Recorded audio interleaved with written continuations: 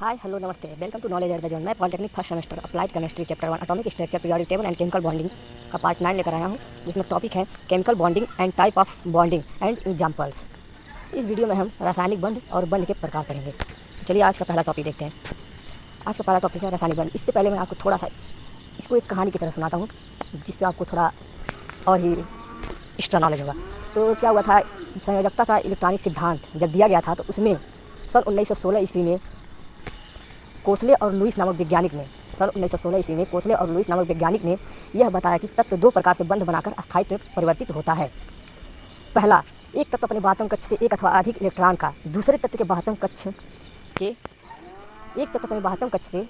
एक अथवा अधिक इलेक्ट्रॉन का त्याग करता है तथा दूसरे तत्व उन इलेक्ट्रॉनों को अपने बाह्यतम कक्ष में ग्रहण कर लेते हैं। और दूसरा है, एक तत्व अपने बाह्यतम कक्ष के एक अथवा अधिक इलेक्ट्रॉन का दूसरे तत्व के बाह्यतम कक्ष के एक अथवा अधिक इलेक्ट्रॉन के साथ साझा करते हैं और अस्थायित्व में परिवर्तित हो जाते हैं। इस प्रकार तत्व दो प्रकार से बंध बनाकर अस्थायित्व में परिवर्तित होते हैं। पहला है, एक तत्व अपने बाह्यतम कक्ष से एक अथवा अधिक इलेक्ट्रॉन का त्याग करता है तथा दूसरे तत्व इन इलेक्ट्रॉनों को अपने बाह्यतम कक्ष में ग्रहण कर लेते हैं। और दूसरा, एक तत्व अपने बाह्यतम कक्ष के एक अथवा अधिक इलेक्ट्रॉन का तथा दूसरे तत्व के बाह्यतम कक्ष से एक अथवा अधिक इलेक्ट्रॉन के साथ साझा करते हैं और अस्थायित्व में परिवर्तित हो जाते हैं। इस प्रकार तत्व दो प्रकार से बंध बनाकर अस्थायित्व में परिवर्तित होते हैं।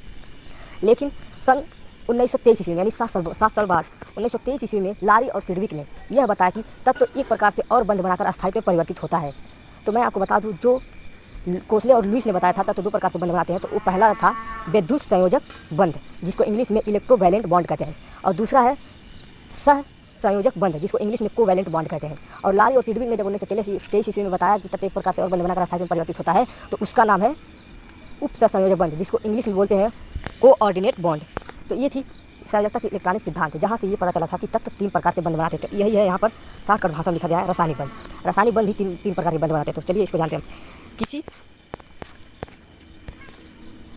किसी अणु में उपस्थित विभिन्न परमाणु जिन बलों द्वारा एक से परस्पर जुड़े रहते हैं उनको रासायनिक बंध कहते हैं। ये प्राय तीन प्रकार के होते हैं। तो यहाँ क्या किया गया है, रासायनिक बंध को बताया गया है कि किसी अणु में उपस्थित विभिन्न परमाणु जिन बलों द्वारा एक दूसरे से परस्पर जुड़े रहते हैं उनको रासायनिक बंध कहते हैं। यह प्राय तीन प्रकार के होते हैं। यानी जुड़ना जैसे ऐसे क्या होता है, यही जुड़ना है। यहाँ जब क्रिया करते हैं तो ऐसे ही जुड़ते हैं। तो अभी चलिए देखते हैं तीन प्रकार के बंध कौन कौन से। पहला क्या, विद्युत संयोजक बंध, दूसरा है सहसंयोजक बंध और तीसरा है उपसहसंयोजक बंध। पहला है विद्युत संयोजक बंध, या इसी को आयनिक बंध कहा जाता है। इंग्लिश में आयनिक बॉन्ड और इलेक्ट्रोवैलेंट बॉन्ड कहते हैं। तो इसे हम जानते हैं क्या है।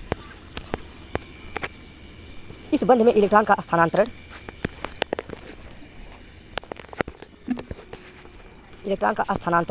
एक परमाणु से दूसरे परमाणु को हो जाता है और दूसरे संयोजी परमाणु अपनी अष्टक पूर्ति का आदर्श अस्थायी रूप से परिणत हो जाते हैं। किसी तत्व की विद्युत संयोजकता इलेक्ट्रॉन की वह संख्या है जिसे उस तत्व का एक परमाणु अपनी अष्टक पूर्ति के लिए दूसरे तत्व के परमाणु को देता है या दूसरे तत्व के परमाणु से लेता है। इसे मैं अपने भाषा में समझाना चाहता हूँ। ये कहता है विद्युत संयोजक बंध। अभी मैंने आपको छोटे शब्दों में कहा था कि एक तत्व अपने बाह्यतम कक्ष से एक अथवा अधिक इलेक्ट्रॉन का त्याग करता है तथा दूसरे तत्व उन इलेक्ट्रॉनों को अपने बाह्यतम कक्ष में ग्रहण कर लेते हैं। बस यही है इसका। यहाँ इतना बड़ी भाषा में कहा गया है, ये भी वही बात है और मैं जो बताया वो भी है। चलिए मैं इसका और छोटे डिफिनेशन में बताऊँ। इलेक्ट्रॉनों के आदान प्रदान से जो बंध बनते हैं उन्हें विद्युत संयोजक बंध कहते हैं। जैसा कि मैंने यहाँ छोटी परिभाषा लिखा है, इलेक्ट्रॉनों के आदान प्रदान से जो बंध बनते हैं उन्हें विद्युत संयोजक बंध कहते हैं। चलिए इसे एग्जाम्पल से समझते हैं और अच्छे से समझ में आएगा।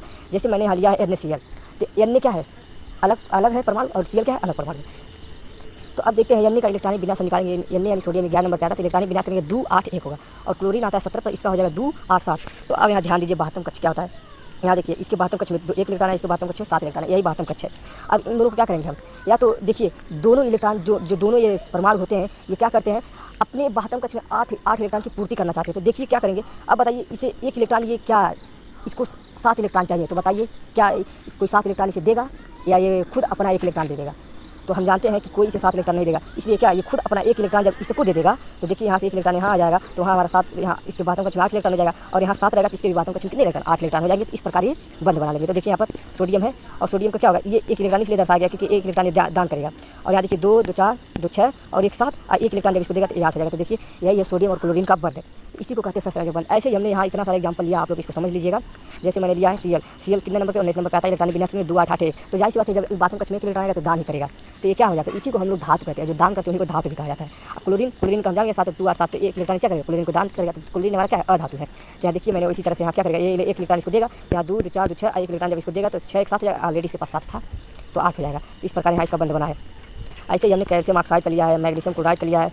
ये सारे एग्जाम्पल मैंने बता दिया है। अगर आपको ना समझ में आए तो कमेंट करिएगा। चलते हैं इसके नेक्स्ट टॉपिक पे। अगला टॉपिक है सहसंयोजक संयोजकता बंध, इसी को कोवैलेंट बॉन्ड कहते हैं। इस बंध में दो संयोगी परमाणु अपनी अष्टक पूर्ति के लिए इलेक्ट्रॉन की बराबर की साझेदारी करते हैं।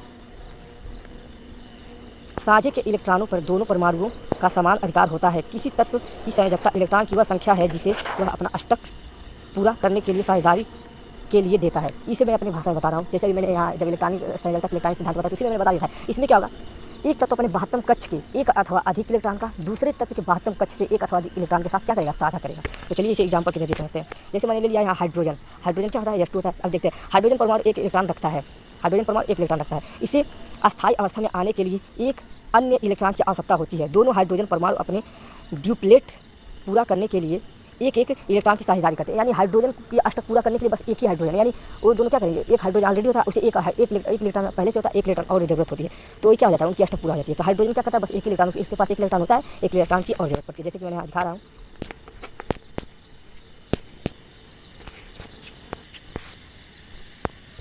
जैसे कि हम जानते हैं ये क्या हमारा हाइड्रोजन है, एक हाइड्रोजन यहाँ पर है, इसके पास भी एक इलेक्ट्रॉन होता है, इसके पास भी एक इलेक्ट्रॉन होता है। तो क्या करेंगे, दोनों लोग साझा कर लेंगे। तो दोनों लोग जब साझा कर लेंगे तो क्या हो जाएगा, बंध बन जाएगा। इसी को क्या कहते हैं, सहसंयोजक बंध। जो साझा करते हैं उसी को सहसंयोजक बंध कहते हैं। तो क्या हो गया, दोनों का अष्टक पूरा हो गया। इनको बस यही करना रहता है। अगला है हमारा नाइट्रोजन अणु, यानी नाइट्रोजन का अणु बनाना। अब देखते हैं इसको। नाइट्रोजन के अंतिम कक्ष में 5 इलेक्ट्रॉन होते हैं। नाइट्रोजन अणु बनने के लिए दोनों इलेक्ट्रॉन परमाणु अपने बीच 3-3 इलेक्ट्रॉन की साझेदारी कर अपने अष्टक पूरे करते हैं।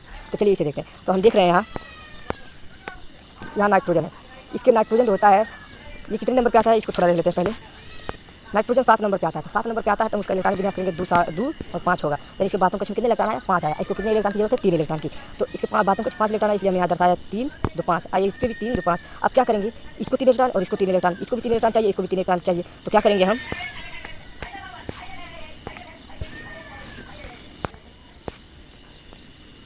ये क्या करेगा, यहाँ से 3 इलेक्ट्रॉन की ऐसे, यहाँ 5 ऑलरेडी और यहाँ से इसके 3 इलेक्ट्रॉन ऐसे साझा कर लेगा। और ये क्या करेगा, यहाँ से 3 इलेक्ट्रॉन को ऐसे साझेदारी कर लेगा। तो यहाँ भी इसके भी 8 हो गए, इसके भी 8 हो गए, जैसा कि हमने दिखाया। यहाँ से बनाएंगे तो इसका 8 इलेक्ट्रॉन हो जाएगा, इसको ऐसे बनाएंगे, इसको 8 इलेक्ट्रॉन हो जाएगा। और 3-3 इलेक्ट्रॉन की साझेदारी हो रही है, इसलिए ट्रिपल बॉन्ड बनेगा। और भी मैंने एग्जांपल लिया, जैसे HCl हाइड्रोजन एक होता है, HCl कितना होता है, यानी हाइड्रोजन क्या करेगा, एक इलेक्ट्रॉन देगा नहीं, क्या करेगा, एक इलेक्ट्रॉन की साझेदारी करेगा। जैसे कि मैंने यहाँ दिखाया, हाइड्रोजन के पास एक होता है और ये क्या कर इसके बातों कक्ष में 7 होते हैं। ये भी क्या करेगा, इससे साझा कर लेगा और ये भी इससे साझा कर लेगा। ये हो जाएगा सहसंयोजक बंध। और भी मैंने यहाँ बहुत सारे एग्जांपल लिए, इसको आप लोग समझ लीजिएगा। नेक्स्ट टॉपिक पे बढ़ते हैं। मैंने यहाँ बहुत सारे एग्जांपल लिया। उपसंयोजक बंध, यह एक विशेष प्रकार का बंध होता है। क्या होता है, यह विशेष प्रकार का बंध होता है। इस प्रकार के बंध में एक तत्व अपने बाह्यतम कक्ष में 8 इलेक्ट्रॉन पूरा कर लेता है, चाहे किसी से लेकर, चाहे किसी से साझा करके तथा उसके साथ जुड़े हुए तत्व के बाह्यतम कक्ष में केवल 6 इलेक्ट्रॉन होता है। तो जो तत्व 8 इलेक्ट्रॉन पूरा किया रहता है वह 2 इलेक्ट्रॉन का दान करता है और दान करते ही एक बंध बना लेता है, जिसे उपसंयोजक बंध कहते हैं। जो तत्व इलेक्ट्रॉन त्याग करता है उसे दाता, तथा जो तत्व इलेक्ट्रॉन ग्रहण करता है उसे ग्राही, तथा दाता से ग्राही की ओर हम तीर का निशान लगाते हैं, जैसा कि मैंने यहाँ बताया। तो अब हम इसको अपनी भाषा में समझा रहे हैं। इसका मतलब क्या, जैसे मान लीजिए किसी ने जब 2 बंध क्रिया करते हैं तो क्या होगा, किसी ने मान लीजिए 2 इलेक्ट्रॉन अपना अष्टक पूरा कर लिया 8 इलेक्ट्रॉन, लेकिन उसके साथ वाला क्या होगा, उसके साथ वाला इलेक्ट्रॉन बाह्यतम कक्ष में कितने इलेक्ट्रॉन होना चाहिए, 6 इलेक्ट्रॉन होना चाहिए। तो ये क्या किया रहेगा, जो बात अपने अष्टक पूरा कर लेगा यानी 8 इलेक्ट्रॉन पूरा कर लेगा, वो अपने बगल वाले तत्व को क्या करेगा, 2 इलेक्ट्रॉन दे देगा। और दे नहीं देगा, पूरा से नहीं देगा, देते ही क्या करेगा, एक बंध का निर्माण करेगा, जिसे उपसंयोजक बंध कहते हैं। चलिए इसे एग्जांपल समझते हैं। जैसे मैंने यहाँ H2 लिया है जो कि जल है। तो हाइड्रोजन, तो हम जानते हैं हाइड्रोजन 1 नंबर पे आता है और ऑक्सीजन हमारा कितने नंबर पर, हाइड्रोजन हमारा 1 नंबर पे आता है, ऑक्सीजन हमारा 8 नंबर पे आता है। 8 नंबर पे आता है तो इसका इलेक्ट्रॉनिक विन्यास करेंगे 2 6 होगा। तो 6 यानी इसको 2 इलेक्ट्रॉन की जरूरत होगी। तो 2 इलेक्ट्रॉन की जरूरत होगी। तो यहाँ देखिए, यहाँ ये है H2O2 है, H2O2 जिसका नाम है हाइड्रोजन पेरोक्साइड। H2O2 क्या है, हाइड्रोजन पेरोक्साइड। तो हम क्या करेंगे, इसकी क्रिया कराते हैं। ये क्या करेगा, यहाँ इसको कितने इलेक्ट्रॉन की जरूरत है, यहाँ पर इसका ऑलरेडी इसके पास 6 इलेक्ट्रॉन है, ऑक्सीजन के पास 6 इलेक्ट्रॉन है, 1 इलेक्ट्रॉन इससे, 1 इलेक्ट्रॉन इससे, तो दोनों से क्या करेगा, ये साझा करेगा। इसे मैं अपने से बनाकर बताता हूँ। जैसे यहाँ पर एक हाइड्रोजन है और यहाँ क्या है, एक मिनट, जैसे मैंने यहाँ हाइड्रोजन ले लिया और यहाँ मैंने ऑक्सीजन ले लिया, यहाँ हाइड्रोजन ले लिया, फिर यहाँ ऑक्सीजन ले लिया। अब क्या करेंगे, इसके पास हाइड्रोजन के पास 1 इलेक्ट्रॉन, इसके हाइड्रोजन के पास 1 इलेक्ट्रॉन, और ये क्या होता है, ऑक्सीजन इसके पास 6 इलेक्ट्रॉन होते हैं। 1 इलेक्ट्रॉन यहाँ, 1 इलेक्ट्रॉन यहाँ, 2 इलेक्ट्रॉन यहाँ, 2 इलेक्ट्रॉन यहाँ और 2 इलेक्ट्रॉन यहाँ, 2 इलेक्ट्रॉन यहाँ, हो गया 8 है। 2 यहाँ, 2 यहाँ, 1 यहाँ, 1 यहाँ, 6 इलेक्ट्रॉन इसके और 1 इलेक्ट्रॉन इसके। तो 2 2 4, यहाँ 2 यहाँ हो गए और 2 यहाँ हो गए, 2 यहाँ हो गए और 2 यहाँ। तो जब ये बनाएगा तो क्या होगा, इसके 8 इलेक्ट्रॉन पूरा, इसके 2 इलेक्ट्रॉन पूरे, इसके 2 इलेक्ट्रॉन पूरे। तो ये क्या कर लिया, 2 इलेक्ट्रॉन को पूरा कर। ये जो इलेक्ट्रॉन रहेंगे, ये 2 इलेक्ट्रॉन क्या कर देगा, इस वाले ऑक्सीजन को दे देगा। तो क्या हो जाएगा, 8 इलेक्ट्रॉन पूरे, क्योंकि इसके पास 6 इलेक्ट्रॉन रहते हैं इस वाले के पास, और ये 2 इलेक्ट्रॉन यहाँ क्या करेगा, देगा। तो 2 इलेक्ट्रॉन देगा तो इसके पास भी कितने हो जाएंगे, 6 इलेक्ट्रॉन। तो जो ही 2 इलेक्ट्रॉन देगा, क्योंकि इसका अष्टक पूरा हो गया था इस वाले के, तो जो ही 2 इलेक्ट्रॉन देगा तो क्या कर लेगा, एक बंध का निर्माण करेगा, जिसे उपसंयोजक बंध कहते हैं। अगला है ओजोन अणु, यानी हम जानते हैं ऑक्सीजन, ओजोन का सूत्र होता है O3। O3 तो ऑक्सीजन कितने के बात हम कश में 6 इलेक्ट्रॉन होते हैं। तो यहाँ जब हम इसकी क्रिया कराएंगे तो जैसा कि मैंने यहाँ दिखा दिया है 6 इसके 6 इसके 6 इसके, तो हम जानते हैं कि ये अपना अष्टक क्या करेगा, इससे पूरा कर लेगा। एक मिनट, ये अपना क्या करेगा, यहाँ से 6 इलेक्ट्रॉन 6 2 8 यहाँ से हो गए, और ये भी क्या करेगा, यहाँ से 6 2 8 यहाँ हो गए। तो इसके अष्टक और इसके अष्टक पूरे हो गए। अब बचा ये, तो ये क्या करेगा, इसको 2 इलेक्ट्रॉन ये क्या करेगा, दे देगा, तो इसके भी अष्टक क्या हो गए, पूरे हो जाएंगे। और जैसे ही अष्टक पूरे होंगे तो क्या हो जाएगा, वो उससे संयोजक बंद बन जाएगा। तो यहाँ पर देखेंगे, यहाँ पर क्या हो रहा है, ये देखिए यहाँ पर क्या हो रहा है, ये जो है यहाँ 2 और 4 इलेक्ट्रॉन है, यानी डबल बंद बन, मतलब 2 बंद बन रहे हैं। तो इसलिए यहाँ क्या हो जाएगा, देखिए यहाँ पर डबल बंद है, इसलिए यहाँ 2 बंद बना है। और ये क्या हो रहा है, 2 इलेक्ट्रॉन इसको दिया है, तो दिया तो देने, ये दाता है, ये वाला दे रहा है, तो और ये वाला क्या है, ग्राही है। तो यहाँ से दाता से ग्राही की ओर क्या लगाते हैं, ईरो का निशान लगाते हैं। और भी मैंने यहाँ बहुत सारे एग्जांपल लिए हैं, जिसको आप लोग खुद समझ लीजिएगा। नहीं समझ में आएगा तो प्लीज़ कमेंट करिए, मैं समझाने की कोशिश करूँगा। बस आज के लिए इतना ही, मिलता है इसके नेक्स्ट पार्ट में, तब तक के लिए बाय बाय, टाटा।